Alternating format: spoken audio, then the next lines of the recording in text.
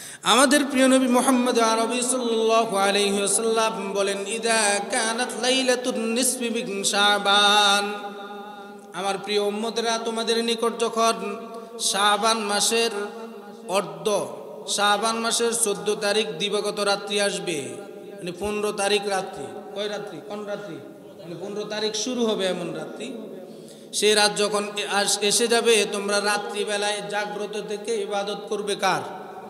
সুর বলেন কার? আল্লাহ। রাত্রিবেলায় জাগ্রত থাকবে আর দিনের বেলায় রোজা রাখবে। আল্লাহ তৌফিক দান। এটা হলো আজকের যে রাত্রি আসবে এই রাত্রির আমল। সুবহানাল্লাহ বলেন না? আচ্ছা বলেন, এই হাদিসের মধ্যে সিন্নির কথা আসেনি? আছে। এই হাদিসের মধ্যে কবরস্থানের মধ্যে মোমবাতি আসেনি?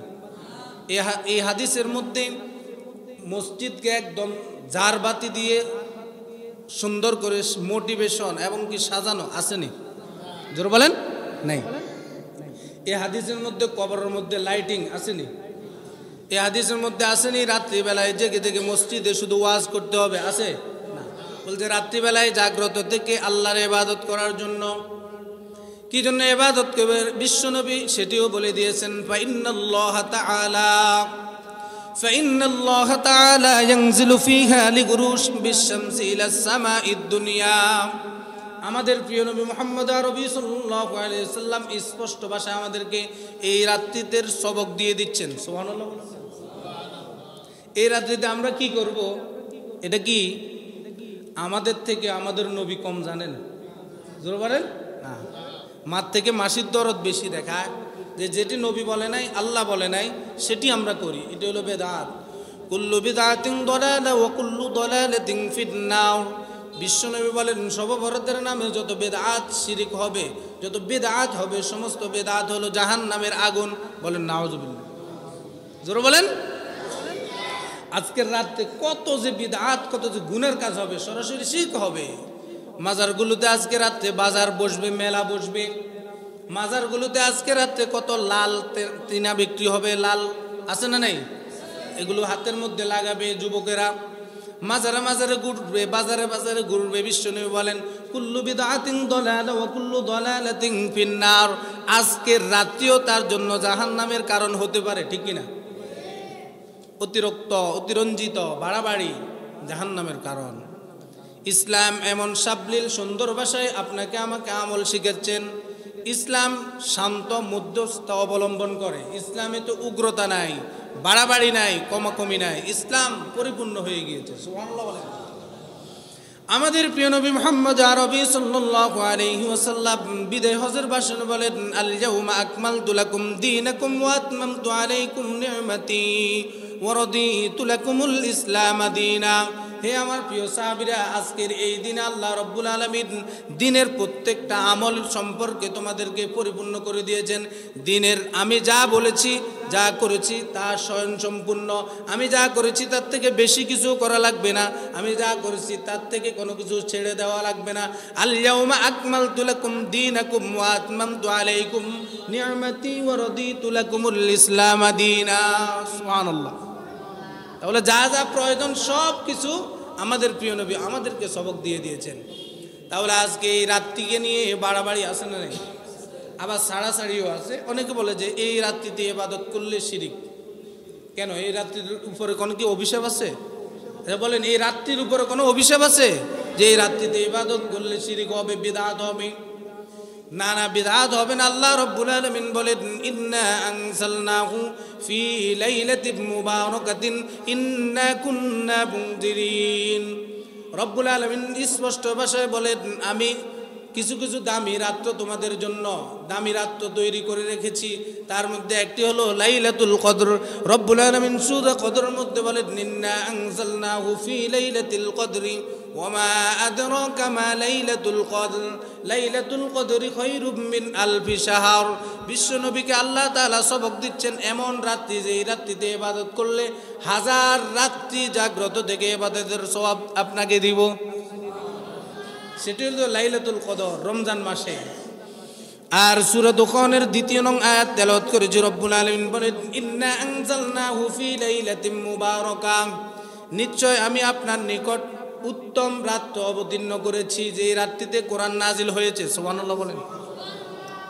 সাহাবা কেরাম এবং মুফাসসির কেরাম বলেন, লাইলাতুল কদরি খায়রুম মিন আলফি শাহর, লাইলাতুল কদর যেটি হলো রমজান মাসে, সেটিতে কোরআন অবতীর্ণ হয়েছে, জমিনে সেদিন থেকে কোরআন অবতীর্ণ হয়েছে, এবং কি ওটি কোরআনের অবতীর্ণ রাত্রি। আর ইন্না আনজালনাহু লাইলাতিম মুবারাকা, এই রাত্রি হলো সেই রাত্রি যেই রাত্রিতে একসাথে পুরো কোরআন লৌহে মাহফুজে সংরক্ষণ হয়েছে। দুই রাত, সম্মানিত দুই রাত। বলেন সম্মানিত কত রাত? এই আজকের রাত্রিতে আল্লাহ তাআলা লৌহে মাহফুজে গোটা পৃথিবীর সমস্ত মানুষের ভাগ্য নির্ধারণ করে লৌহে মাহফুজে একজন মানুষ কতদিন বাঁচবে, কখন দুনিয়াতে আসবে, কখন কি করবে, কি খাবে, কিভাবে থাকবে, সব কিছু একসাথে লিপিবদ্ধ করে রেখেছে আল্লাহ তাআলা লাইলাতুল কদরে। সুবহানাল্লাহ বলেন। সুবহানাল্লাহ জোর বলেন না। সাহাবা কেরাম এবং বিশ্বনবীর প্রিয় সাহাবী আব্দুল্লাহ ইবনে আব্বাস রাদিয়াল্লাহু তাআলা আনহু, যিনি ছিলেন মুফাসসিরদের সরদার এবং মুফাসসিরের মধ্যে সেরা, কোরআনের সবচেয়ে বড় তাফসীর কারক আব্দুল্লাহ ইবনে আব্বাস রাদিয়াল্লাহু তাআলা আনহু। আব্দুল্লাহ ইবনে আব্বাস রাদিয়াল্লাহু তাআলা আনহু বলেন, আল্লাহ তাআলা একটা মানুষের জীবনের, হায়াতের, মৃত্যুর সব কিছু লৌহে মাহফুজে লিপিবদ্ধ করে রেখেছেন।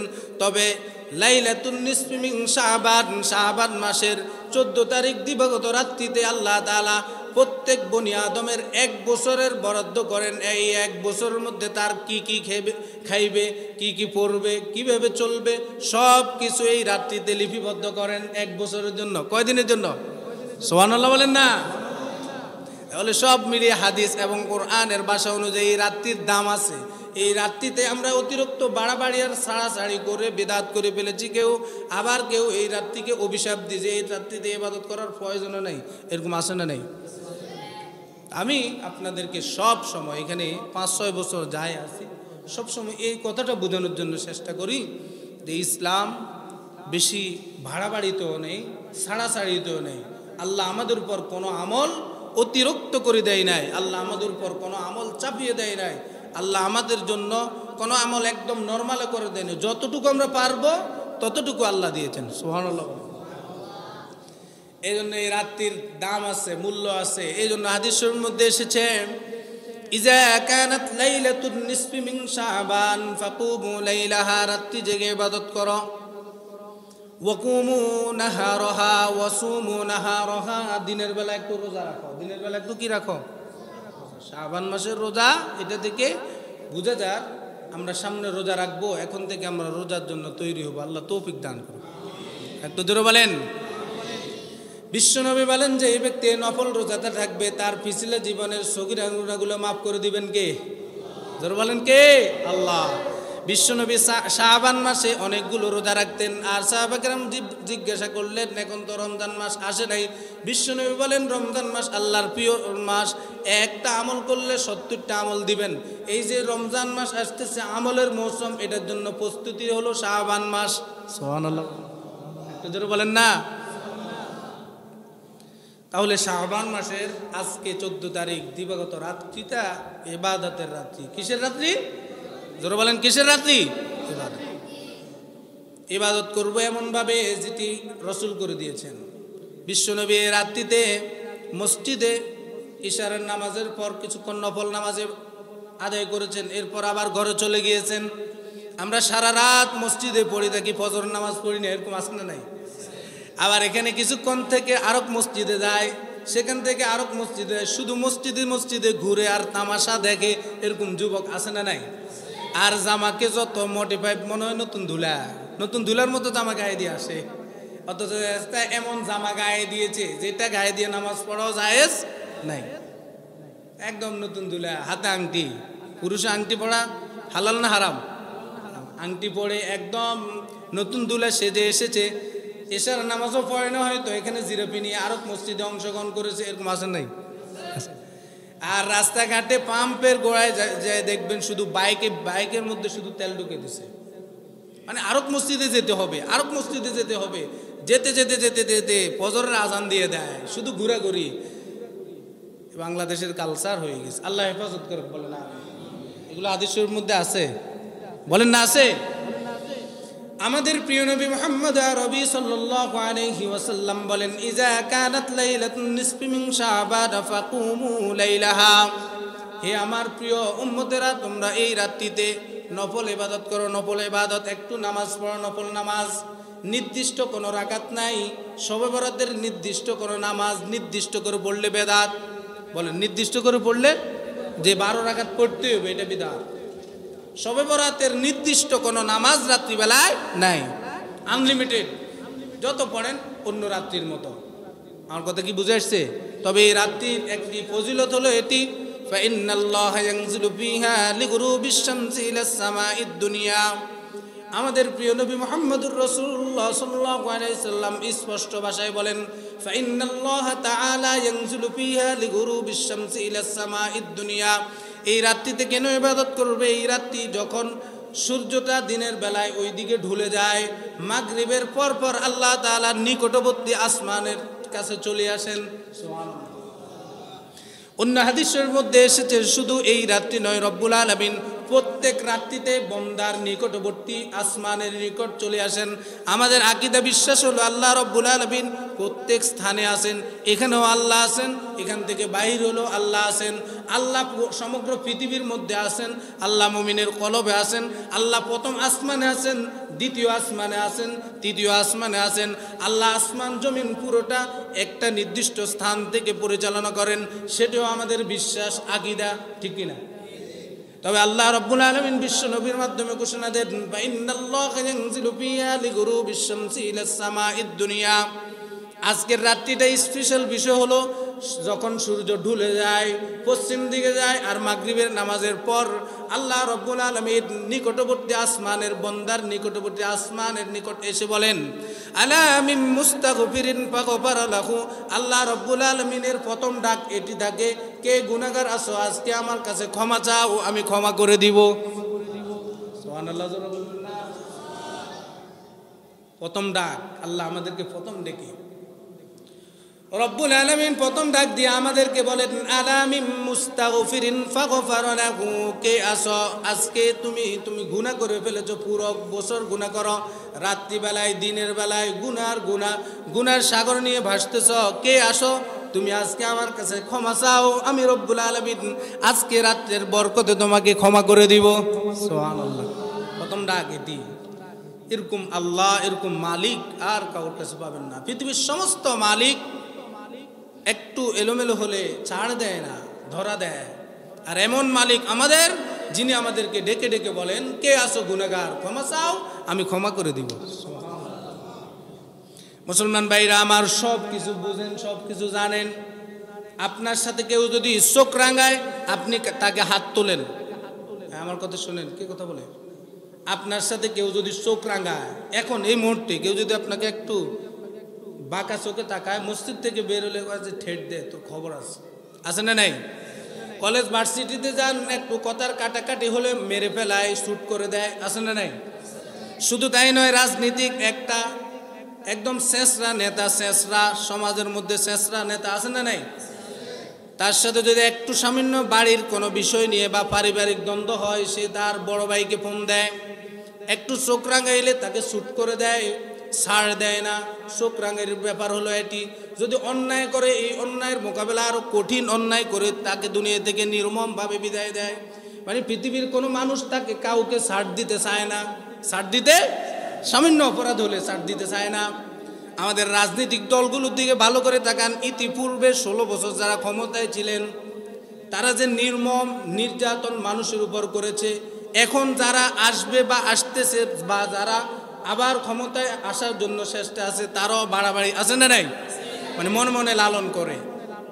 মানে এই কথা তারা বুঝেন, পৃথিবীর কোনো মানুষ কাউকে ছাড় দিতে চায় না। অপরাধ সামান্য করলে এর মোকাবেলা কঠিন হয়ে যায়। এটা হলো মানুষের রূপ। আল্লাহ বলেন, আমার উপর তোমরা আমার ইবাদত করো নাই, গুনাহ করেছো রাত দিন 24 ঘন্টা। আমার প্রথম মেসেজ হলো তোমরা ক্ষমা চাও, আমি ক্ষমা করে দিব।